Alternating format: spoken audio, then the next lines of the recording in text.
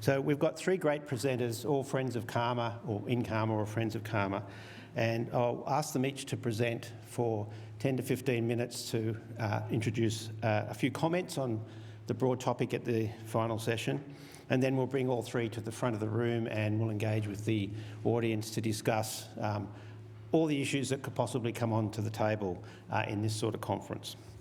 So the first presenter is known to everybody, is Professor Marian Baird AO. Marian is Professor of Gender and Employment Relations and Co-Director of the Sydney Employment Relations Research Group at the University of Sydney Business School. She's a Fellow of the Academy of Social Sciences, a leading researcher in the field of industrial relations, women, work and care. Her focus of her research is on policy responses at all levels, including government, business and unions. She's a Chief Investigator at CEPAR, puts an enormous amount of work into CEPAR over the life of CEPAR.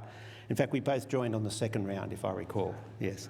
And she's also, as she mentioned earlier, and is an expert panel member of the Fair Work Commission since March 2023.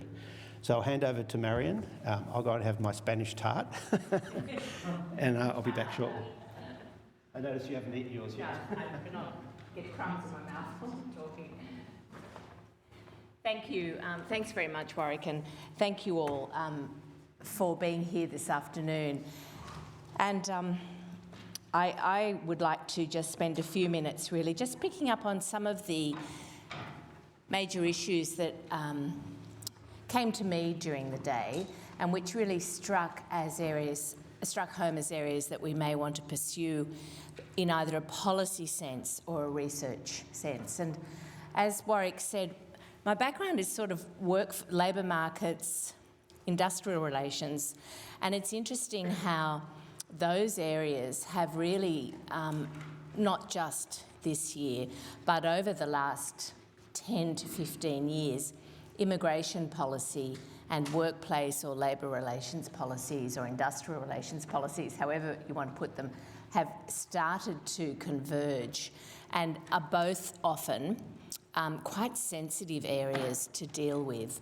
I'd have to say in Australia probably immigration policy is usually one that touches a raw nerve amongst certain groups usually for various reasons. And we saw today though how valuable our immigrant population has been over the 200 years that I'm talking about. Australia as a white Anglo country originally.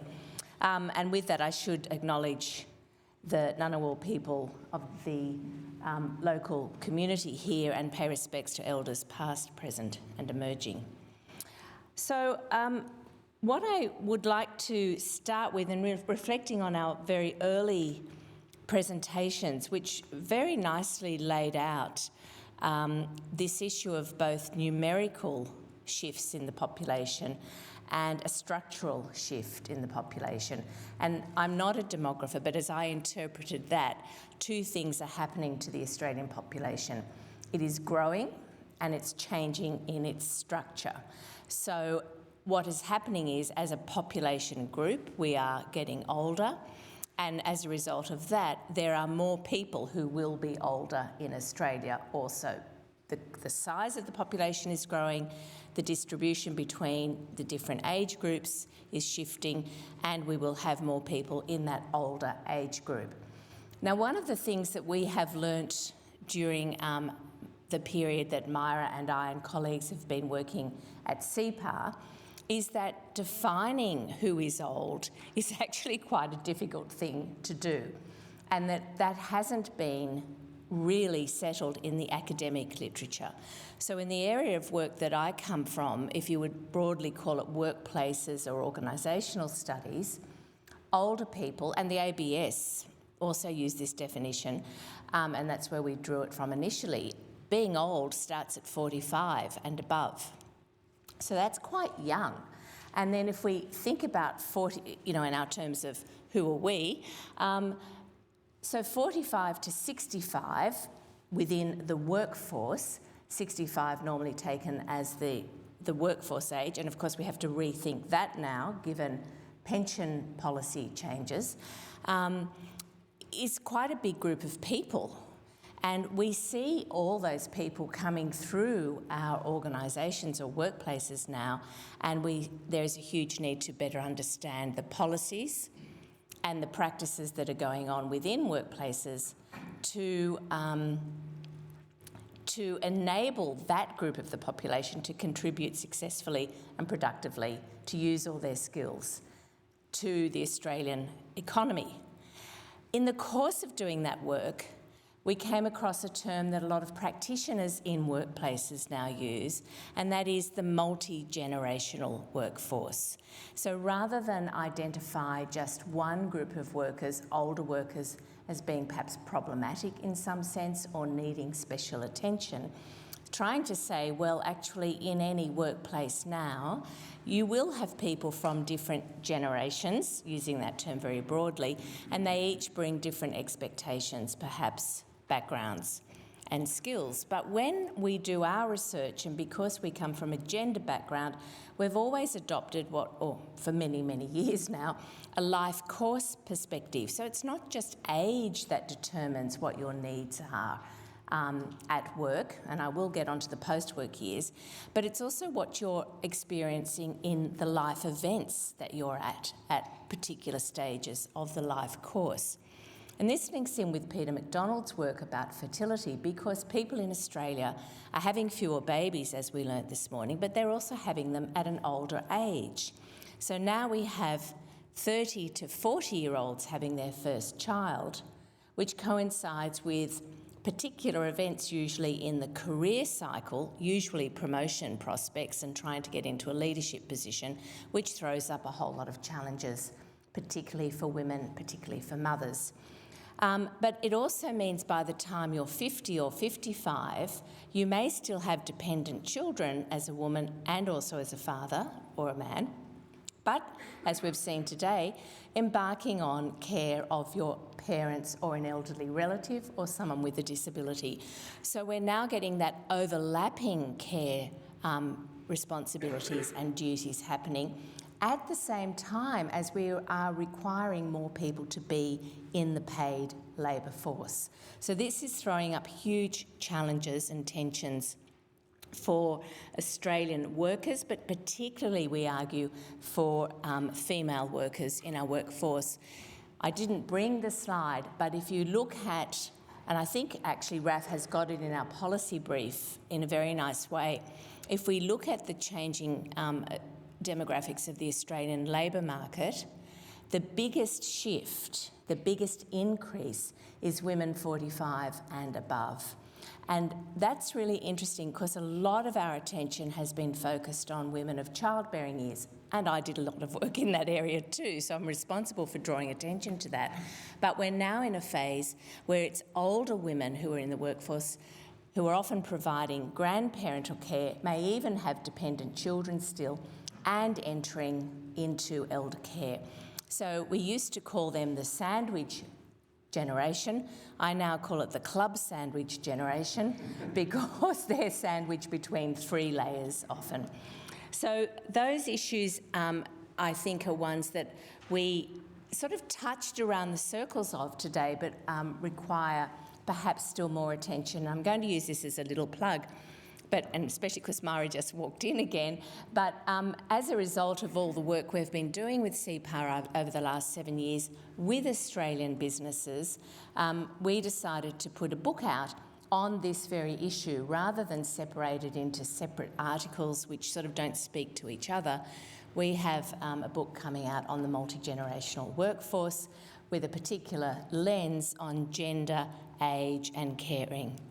And we cover all aspects of work, from the recruitment processes that go on to what are called pathways to retirement. Some firms still call them the transition to retirement.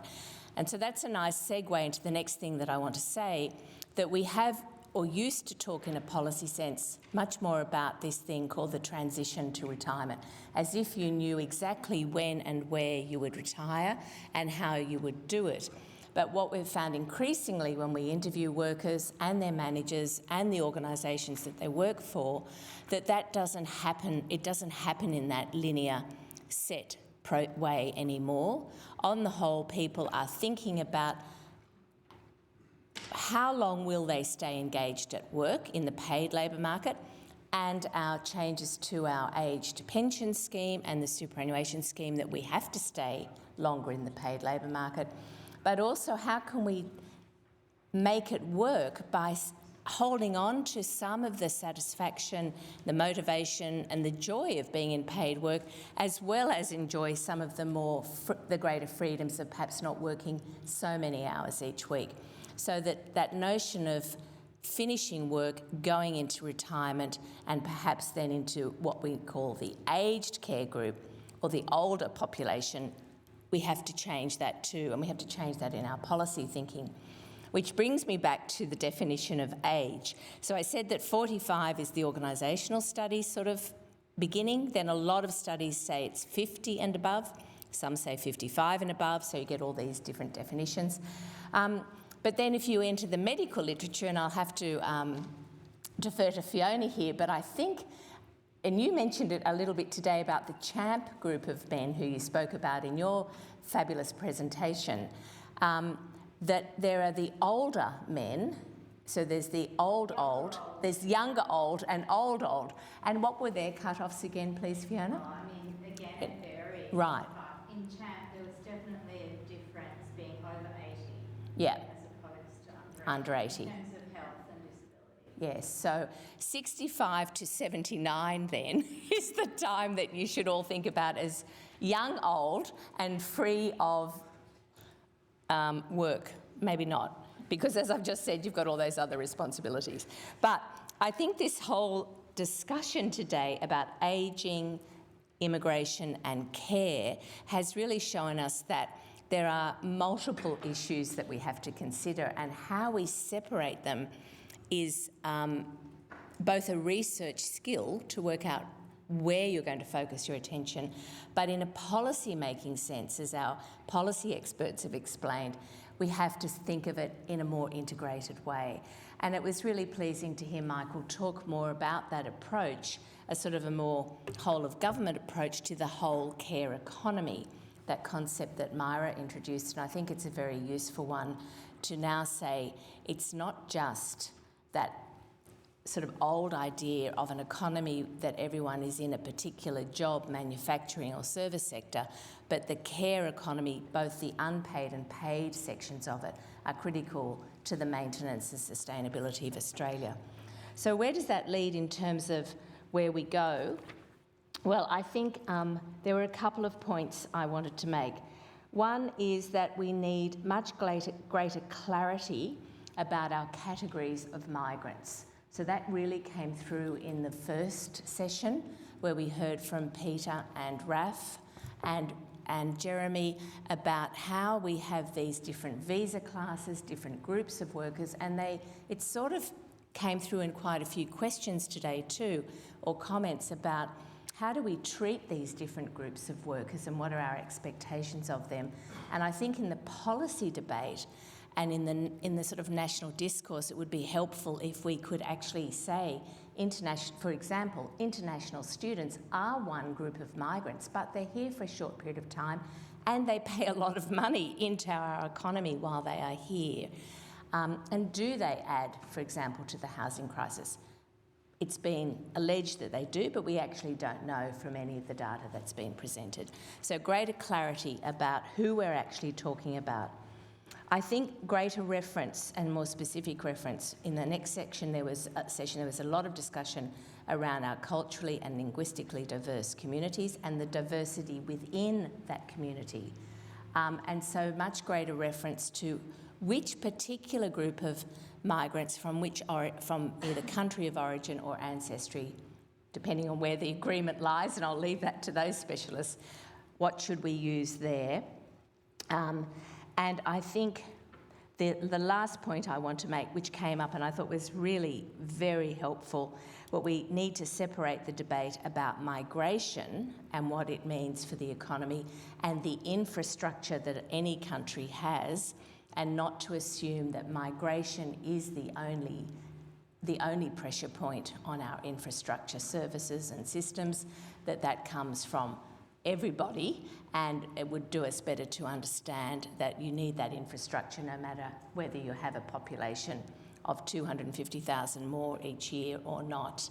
So they're my three areas, and my very final point, which would be a fourth one, was I think that really nice distinction that was made by Myra's presentation and then sort of built on, was when we talk about migration and ageing of a population, not only do we need to think about the diversity within that, but also that there are two clear categories of people. There are care providers and care recipients, and sometimes those people will actually overlap. And how do we have policies that enable us to let those people both provide care and, when they need it, receive care? So they're my comments. Thank you, Warwick.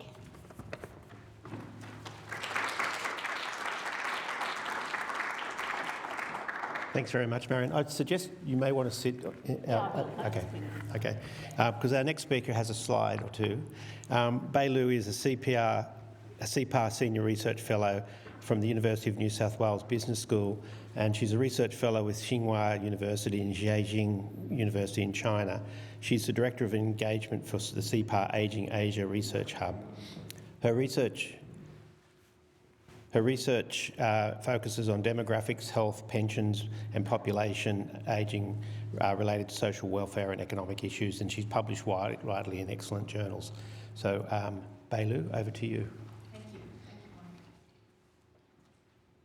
I only have 3 slides, but... How to get them? They should be just there ready to go. Shoot under there. Just this one, yeah.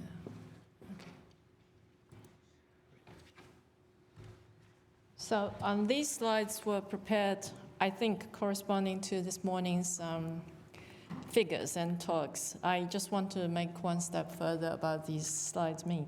So this is a picture taken from ABS. It means our percentage born overseas now reached a historical level, almost reached the historical level back to 1891. So this is an ongoing trend. And this is not only the percentage, also the number of population are growing dramatically over the past 20 years as well. So this is a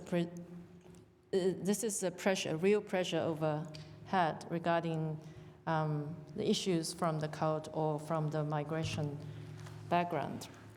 And in terms of the specific features of those numbers, I used 2 figures to represent the diversity and heterogeneity of these migrants' issues. The right-hand side, yes, right-hand side is the number of, I'd rather read this one, the median age by country birth from 2003, 20 years ago to current. So we see on the right-hand side, the Italian migrants, the median age is now close to 70. And the next followed is England, but surprisingly, the Vietnamese is almost reaching 50 years in median age. What does that translate to? Is that when we study all about Italian men's mental health, aged care needs, their requirement, their demand is almost finished. But it followed with a whole new group of people who will have a new demand for their aged care. So the next 10 years might be Vietnamese, and New Zealanders probably is less, and then South Africans. And the next 30 years will probably be from India, China, and these Asia-born people. So it's a dynamic transition from one nationality to the other. And it's not under the umbrella of code itself. It's very country-specific and culture-specific. And on the right-hand side is the sex ratio of migrants born by different origins. We see a lot of Napoleons coming in the last 5 years, a huge number. But there's far more men than women. And it's probably very hard for them to find a wife here if they want to marry someone from their same country. And on the other hand, you see Philippines and Chinese, they have far more women than men. And it's unlikely that a Chinese woman will find a Napoleon man as their partners. So there will be a hell lot of issues about how to matching the gender when you design the migration system. And this is I drew from, inspired by Jeremy's tempo. I did a little bit calculation. So this is a speed of growth of 75 plus, indicating the need for aged care from different countries. Because I'm also a board member for a cloud community aged care provider. And these are the three nationalities of elders they service for, mostly from China, from Vietnam, and from South Korea. So you could see that in the next 10 years, the people from Vietnam, 75 plus, would have tripled. It means the demand will be tripled. And even but in the next 30 years, the demand for the South Koreans will be also tripled. And all along, the Chinese elders, as Peter has mentioned this morning, is growing rapidly, dramatically over the next 3 decades. But if you compare with the last 20 years, the growth is very smooth. In some period, it's almost stagnant, like in Chinese from 2014 to 2020, it's very slow. So the kind of growth you're expecting in the next 20, 30 years from different cultural backgrounds, especially from Asia, will be very dramatic. And the policy needs to be corresponding all these changes in a very different mentality. So having been in the industry for 4 years, and I also cared for my mom who was in terminal cancer for 8 years, and she went all through the aged care system in Australia. I think I have some recommendations for policies, solution-based policies, and this is purely on my own opinion, not representing any organizations. So I think we do need some proactive policy initiatives. I call it Proactive Healthy Aging Program. It targets at 2 things which are lacking in the current policy. One is on the prevention side of healthy aging. So at the moment, we get funding when a person is disabled or eligible for aged care, but there's nothing regular funding for prevention of healthy aging or prevention of dementia. People or organizations or communities are applying for smaller and irregular funds to do a bit this and bit that. So this has been unsystematic for quite a while. I do think there should be some community-based regular funding for prevention activities for a healthy aging future. And the other one is the proactive healthy aging program should also include technological innovation investment. So we do hear a lot about language barriers. I think with today's rapid technological advancement, I keep on seeing or jumping up to my phone that China produced a product, a glass. When you wear this, and if people in China talking to you in Chinese, the glass window in your eyes will show the English sentence they're talking about. So it automatically changes into your language. It is already there for 80 languages. So products like that can solve a lot of issues, or a lot of problems with different nationalities. I think investment in technology would benefit far more than stick to the traditional way of dealing with aged care. But this is not all. I think in between, there should be also another part which deals with mental health. So mental health can solve a lot of issues about aged care, the social loneliness, the prevention of dementia, for example. And the mental health initiatives from community level is quite abundant, but there isn't any systematic another regular fundings for that. Cases like if there's a coordinator, they could be educated to become a good talker to their clients, to aged care clients, to input some mental health suggestions or healthy lifestyle suggestions to improve their social connections and to improve their mental health. So all these can be integrated into, I call this proactive healthy aging program, which is lacking in our current aged care system.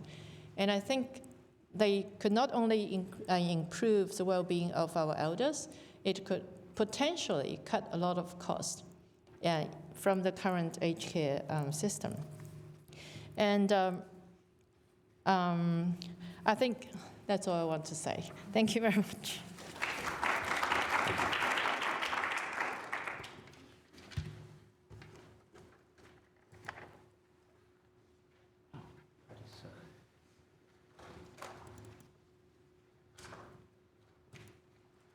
Thanks very much, Bailu.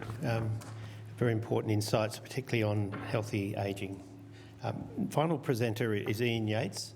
Ian is Acting Inspector General of Aged Care in the Australian Government.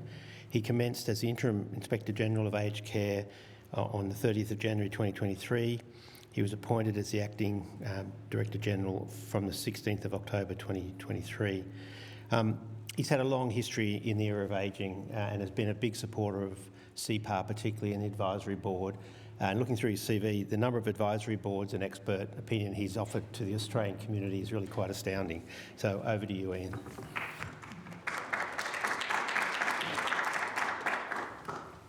Thanks, Warwick, and thanks for the opportunity to talk today. Like others, I want to pay my respects to the traditional owners of the land on which we meet, the Ngunnawal people, and pay respects to elders past and present. The Office of the Inspector General of Aged Care, just for those who might not be clear, is a completely independent office. It wasn't when I started as the interim, we were in the department, but it is a completely independent office. It has its own Act of Parliament with powers directly comparable with those of the Auditor General. Unfortunately, not with the resources that the Auditor General has. That's a battle down the track. But yes, it is completely independent. No one can tell the Inspector General not to review or investigate or report on anything, and anything the Inspector General reports on has to be tabled in Parliament. So that's just a bit of background. At the moment, of relevance to today, two things that we are engaged in. Some of you are aware, I know, that we announced some time ago that we were undertaking a formal review of my aged care, which has been oft mentioned today. A formal review under the Act is a very specific and detailed process-driven thing, which has a whole lot of series of natural justice steps in it, etc., so I won't go into all that. We are looking at whether my aged care system, up to the point of getting an assessment, is fit for purpose. That will take some months to complete, and details of that are on our website if you want to think about having some input, because we are asking for public input.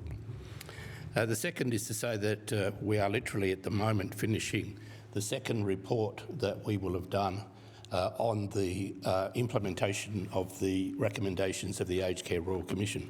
The first report we did as the interim office, and therefore part of the department, and eventually the Minister allowed it to be presented on the website. This report, because it's coming from the statutory office, goes to Parliament. So it goes to the Minister, and the Minister has a set period in which it has to be tabled. That reports on all 148 recommendations of the Royal Commission, but a specific narrative text at the front, which at the moment runs for 65 pages, focuses on issues of access and equity, which have been discussed today in the system. And I'm not going to try and summarise that clearly. That would be inappropriate given it's not yet finished and not gone to government. But I will say that in our previous report, we focused on the fact that there were three fundamentals that the Royal Commission recommended, three fundamental things. One was that we needed a new aged care system, not the one we inherited that has all the stovepipes in it, that actually goes back to the 60s, not just to 97, but to the 60s, that we needed to change that, and we needed a seamless system that was focused around building a package of support around an individual. And secondly, that should be rights-based, and we've made some progress in the exposure draft towards that. But thirdly, that this system should be demand-driven, that if you are assessed by government as in need, you get support. They themselves drew the parallel that I've often drawn with the age pension system. If you meet the eligibility criteria for an age pension, you get it. They don't tell you we've run out of them this year. They do tell you you've run out of home care packages and CHSP services, and in the near future, aged care beds. So it's a rationing system that we have at the moment, and the Royal Commission recommended that we no longer ration aged care. Why is that relevant today? Well, it's relevant because if in the system you are suffering a degree of disadvantage, you are more likely to end up in the not yet achieved group than the people who make it through the system. A few other observations. And can I say, very much agree with the comment Marian just made. We need to be really careful about defining things by age. One of the features of ageism is it tends to lump all older people together as having common characteristics, and we don't. And we have to be really careful about that. In my 20 years at CODA, I used to frequently open my presentations by saying, this is about all sorts of different things. Person's age is the least important of those things. It's all the other characteristics that they have that need to be addressed.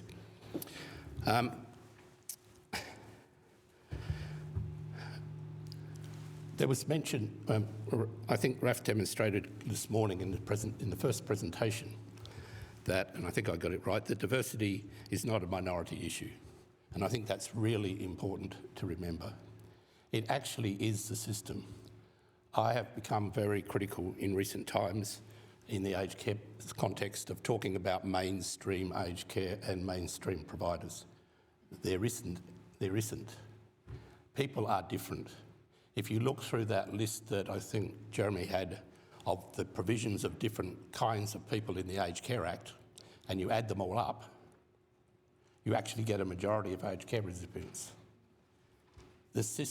We treat diversity, policy-wise, as something that's in parallel to the mainstream system, or it's an add-on in our thinking. We have to turn that around. We need a system that assumes diversity. And if you think about what is supposed to be a person-centred system, which it isn't for the majority, that's what it would mean. So I think that's really important to remember all along. I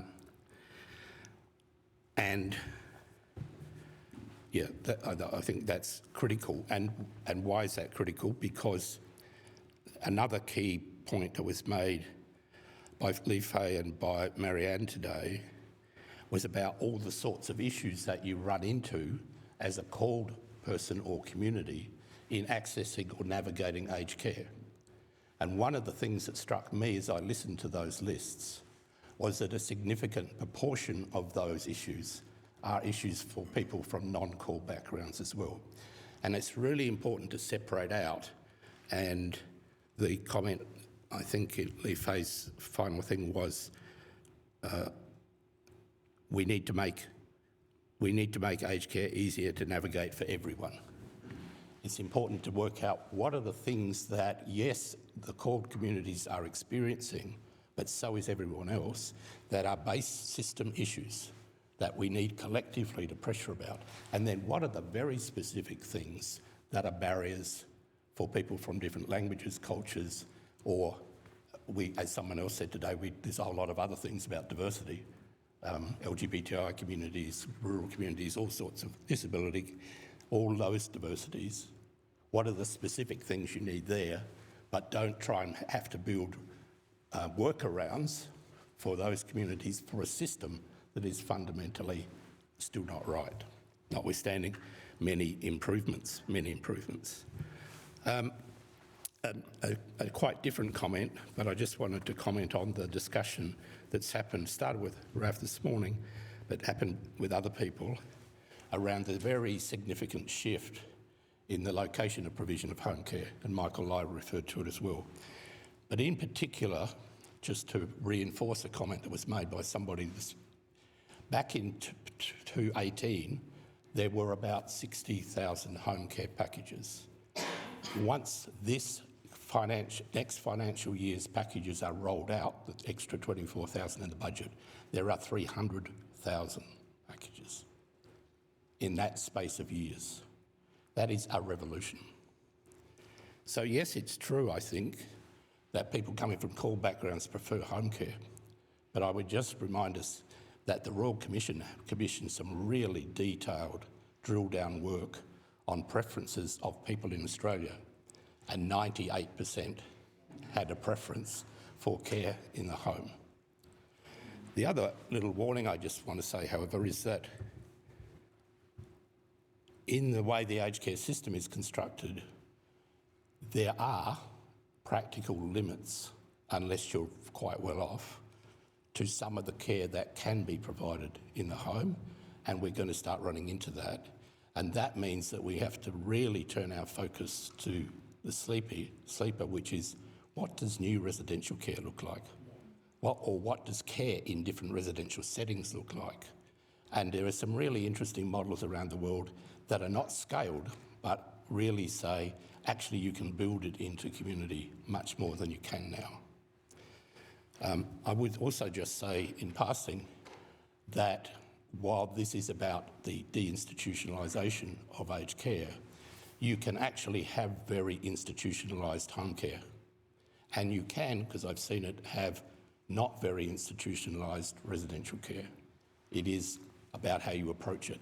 But there is too much home care that is institutionalised in what it does to the people receiving it, which is why a lot of them don't like it.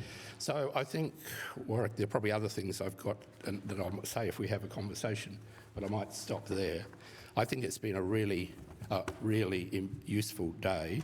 I think probably the final thing to say is, we've talked today about the people in care who come from diverse cultural language backgrounds. We've also talked, I was really pleased that we had that long presentation about the workforce, which in my experience in the years since your data has become even more diverse, and indeed residential aged care at the moment would just collapse without it. But we need to be cautious in assuming that we fix the diversity issues by the workforce being diverse, because actually they're different. They come from different groups, and that will change into the future. And diversity training, like dementia training, has to apply to everybody in aged care as a fundamental mandatory requirement at the core of the system. Thanks.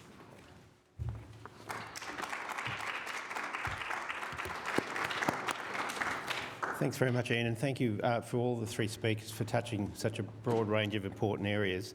Can I please ask everyone to come to the front, all three speakers, and we'll get some Q&A from the audience.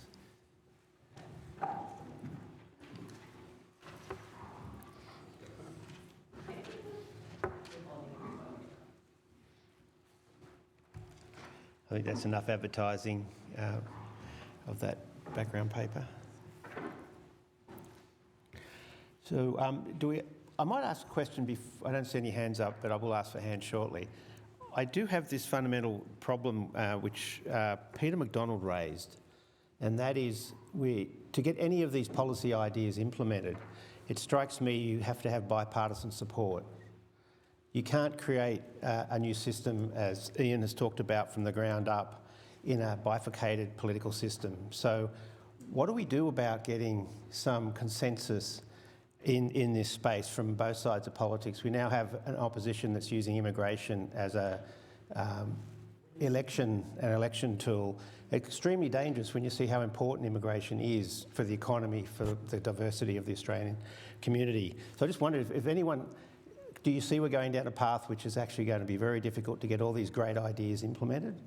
Does anyone want to make a comment on that? What do we do? How do we raise awareness of just how dangerous this current situation is as it emerges from both sides of politics? I don't know that I have any answer on that on the immigration side of it. because of current context. So on the aged care side, can I, as someone who twice has attempted to get bipartisanship on major funding and means testing reform and got very close, but then didn't get there because of election-related fears on both sides. That, of course, is happening again now in terms of the aged care task force work, and I think there is more optimism about it at the moment. But in terms, I would have to say, in terms of the conversations that I have with political leadership on both sides of Parliament, or on all sides of Parliament, there is a lot more in common than people would realise in terms of their beliefs about where aged care needs to go. And a recognition that over the next decade or so, the incoming recipients of aged care are going to demand a different system. And I think that's going to be quite part of it. So it's building a demand from outside the political parties to get their act together and sort it, as by and large we have in our pension system. I mean, yes, there are things around the edges, but nobody, they don't fight each other about that. They do a bit about some of the other payments, but not about the pension system. And I think the same thing has to happen in aged care. The Royal Commission was a significant game-changing moment in one sense, that government realised it had to put a hell of a lot more money in. That was a big jump. And once they'd done it, it gets easier to do a bit more of it. But the fundamental change is going to be, I think, driven really by the consumer, but you need the consumer movement to work around it. Thanks, Ian. I wasn't prepared for that question, but I have thought about it, Warwick, just then. And it struck me that there may be some parallels with the debates we had about introducing a paid parental leave scheme in Australia, which were not agreed to by both sides. But what happened in the end, and this is where our colleagues who are economists can be very, very helpful, is we translated the benefits into an economic benefit for the country, sort of put it in the language of budget and income, and took it out of the language of, and I hate to say it because we've talked about the care economy, but actually using the language of the care economy, I think, is a step in the right direction, because even if you're on the social science side of research, don't want to put everything in economic terms, if we can mount an argument that actually says economically this is a benefit to the country, and yes, there may be a cost in aged care, but the benefits are that we spend less in health costs, for example, keeping people in hospitals, which are, from what I understand, more expensive than a residential care or home care package. So you lay it out in a way that says, here are the economic benefits of it. These are not the we do focus a lot on the cost of the aged care system and of migration, and that over time meant that we now get both parties almost vying with each other to improve the parental leave system because they can see the benefit of women entering the workforce. That's the argument that sort of won it. It went to the Productivity Commission, and maybe that's another... Has aged care gone to the Productivity Commission yet? Many times. Where the reform started. That's where the reform... Yeah, I've lost track of that. But, yeah, that's my suggestion, that got bipartisan support by, if you can show it in economic terms, the benefits. I should stress how important Marian's contribution was to the paid parental leave policies from the research side early on in that whole debate. Well, it does say that research, and I think, look, it does depend on, to be honest, which governments are in power. Some are more open to research and researchers feeding evidence in than others. Bailey, did you want to add to that? I didn't mean to throw a curveball on the first question, but I thought I'd try and keep a few people awake because it's the last session. Are there questions in the room? John. John, can you wait for the microphone? Oh, yeah. John Piggott from CEPAR. This is not so much a question as a comment, and it alludes to the first session of today where we don't really have a representative on the panel. But there was an important piece that I thought was not made explicit in Peter's and the associated commentary, Jeremy and so forth, and that is the following, that if you attack student intake, you are indirectly attacking the school migration program, because something like half, perhaps more than half, of people who end up in our school migrant program have had an education experience in Australia. So if you reduce the number of people who are going to have such an educational experience, you very substantially reduce the pool of people from which your permanent school migrant intake are drawn. And I wish that had been said this morning. That's when it should have been said, but I thought better late than never. Thank you. Thanks. Did anyone from the panel want to add to that? Or I mean, I agree. And one of my comments that I didn't make is clearly out of the morning came the need for, and someone, I think you might have commented on this, the need for a much clearer delineated strategy with people understanding why migrants come, why people come to this country, what they do when they're here, what happens afterwards, who goes home, who stays. And we don't, I mean, the public debate doesn't have that transparency. And that, I think, is really important, because I think you're absolutely right, John, and when you look into the future of aged care, that will become quite critical, because it's going to be one of the workforce challenges for the next decade at least, significantly. And while technology, I absolutely agree, this has been a technology poor sector, can do a lot, it can't replace the need for those skilled people.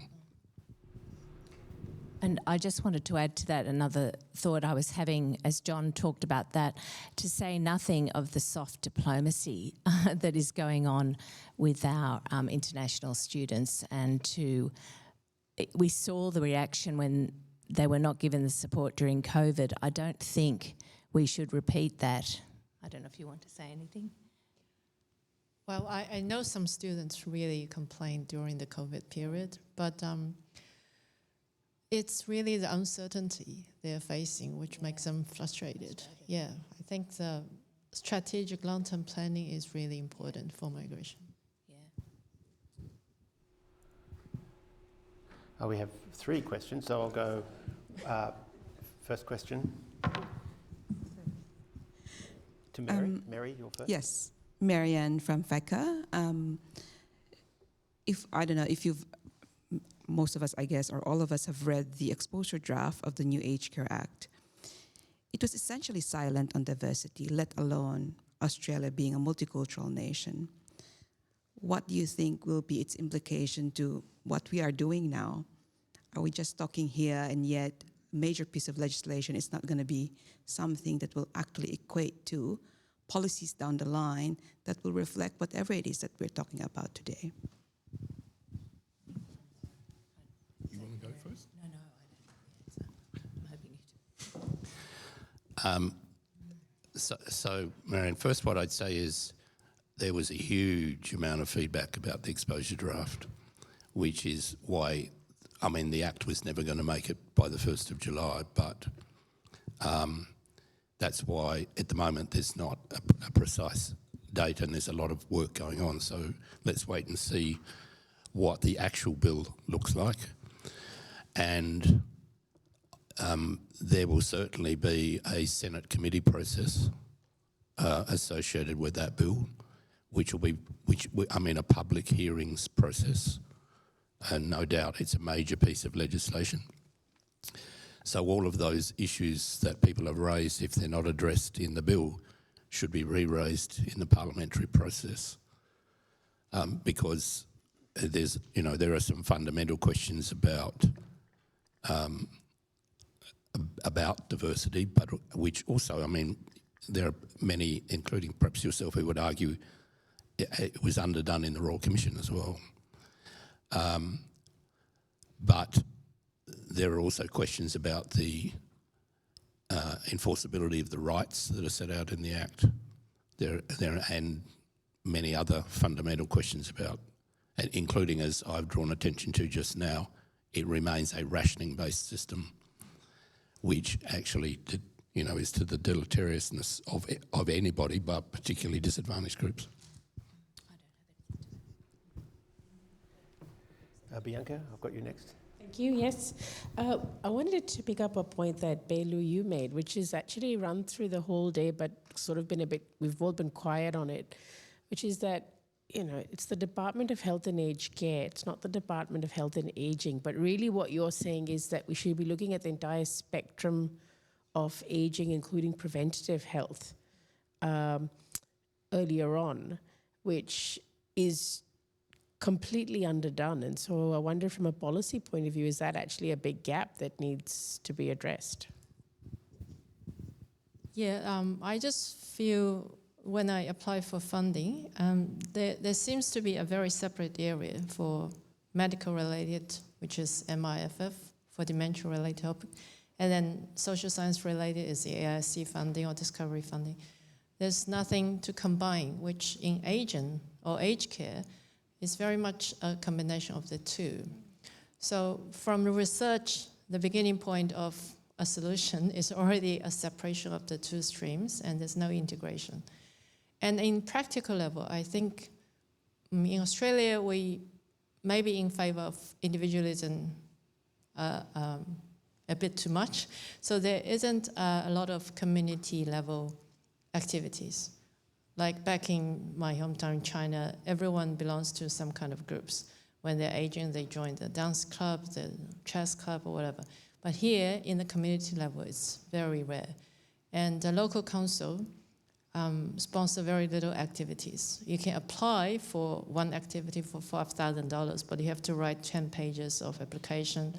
And that's what CAS, the activity, the organization I'm board with, doing every day. They write for individual funding for those activities to combine their social groups together in order to run, to have enough manpower to run those social groups. So at community level, I think there isn't any regular funding to support, to build a connection at the cheapest price to have a healthy aging strategy in Australia. That's what I feel. Thanks.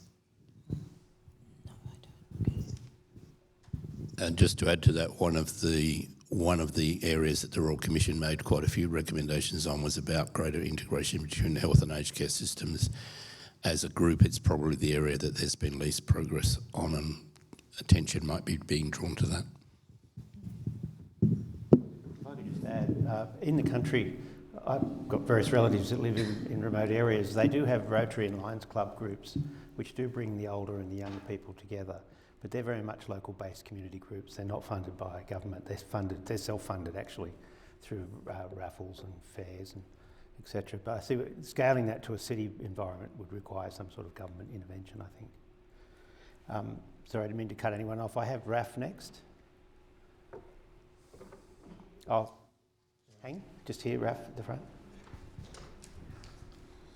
So my question is actually quite related to the previous point, but more on the kind of My Aged Care website stuff that you're looking at, Ian.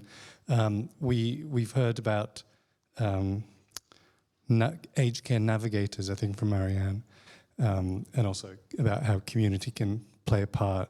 And people have mentioned resourcing partnership. Is the kind of My Aged Care process that you're reviewing perhaps looking at how to devolve some of the information flow to communities by resourcing partnerships? We are certainly looking at everything to do with, do people know about My Aged Care? How do they know about it?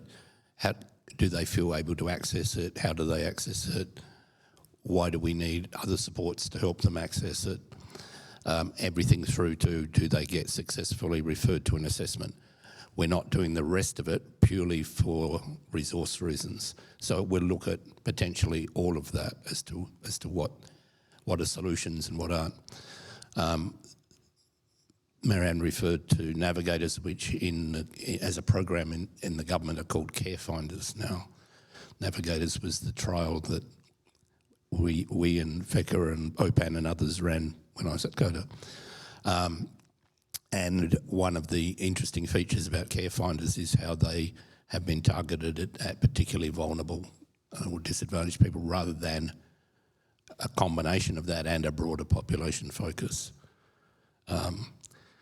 So I'm not sure, I'm not clicking straight away what a resource partnership is, but if there's...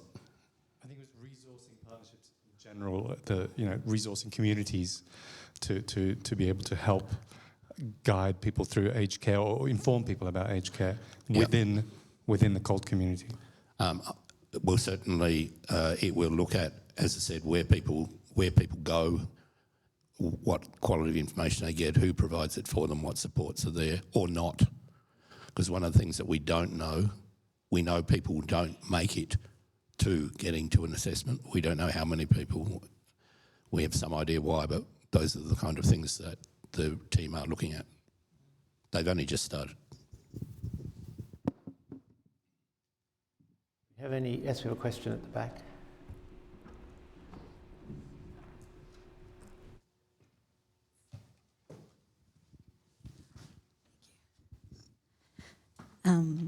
Hi, Yael from Treasury again. I think one of the things that maybe we've talked about a little bit less today is this intersection with business that we have.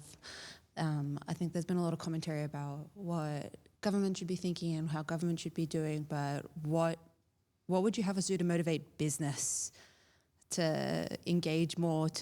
I think there was a discussion earlier, and I forget which chat about, which is that there's a lot of profitability in marketing to the right communities as well, but we know, something like 60% of residential care providers operate at a loss. There's quite a high ratio when it comes to home care providers as well.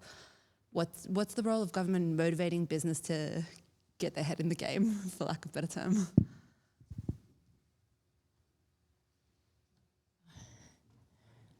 I don't actually know the answer, except it seems to me that it's not a very... maybe it's an area where we have to think about the market is not the best provider of this sort of service.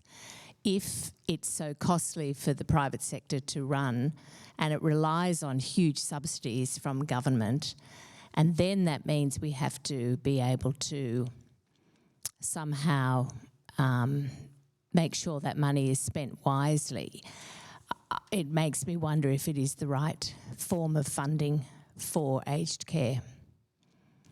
But, we didn't even touch on those issues through today, and I don't feel like I should say much more about that right now, although I do know that there are people who do a lot of research into this, and they have big questions about the service provision.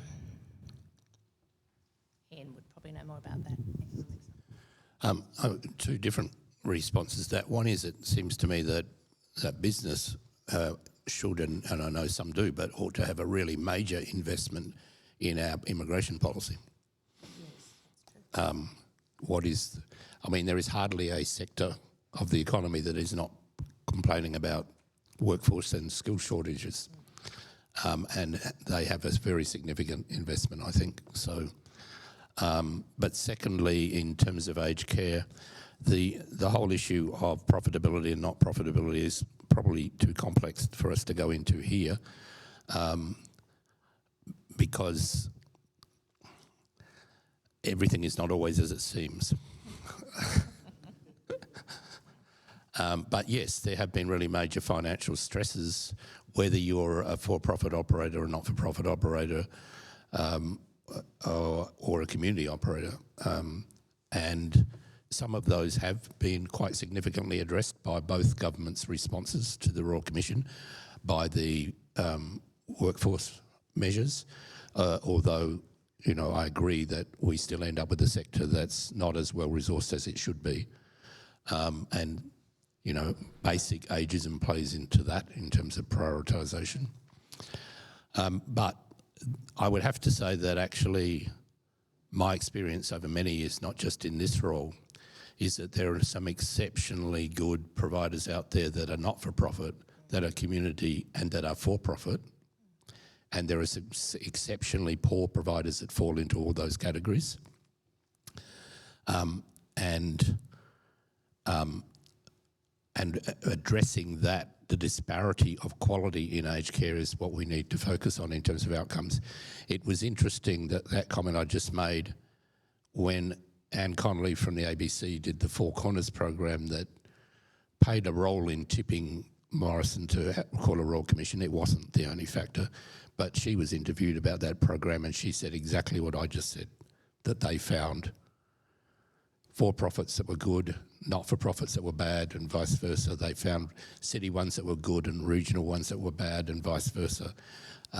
There are other things to do with quality of governance and leadership, some of which are related to resourcing, and all of those need to be addressed going forward.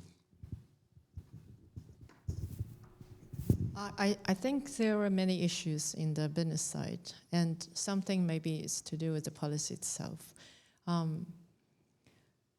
I could feel there's a lot of abuse of the system from different companies' background and different, even cultural background. But this is something maybe it's not appropriate to discuss here. Just one thing I noticed from recent trend to high registered nurse from overseas, I find it very, very hard for a Chinese-based provider here to recruit anyone from Asia because we don't have policy support. So if they go to Indonesia, Malaysia, where there's nursing schools ready for export, they've already built up partnership with Taiwan, for example. They supported these schools to train these nurses in order to bring them back to Taiwan from the very beginning. And we don't have initiatives like that. So even if we know somewhere maybe we can find some registered nurse and stuff, we can't really compete with a lot of countries in Asia because they are also Asian and they're also capable of finding international supporters. Do we have any more comments or questions from the audience? If not, is there any final word from anyone on the panel they'd like to say? I think we've had a very long day. It's been excellent. I think we might draw this to a close and thank the three panellists for their great presentations and interaction.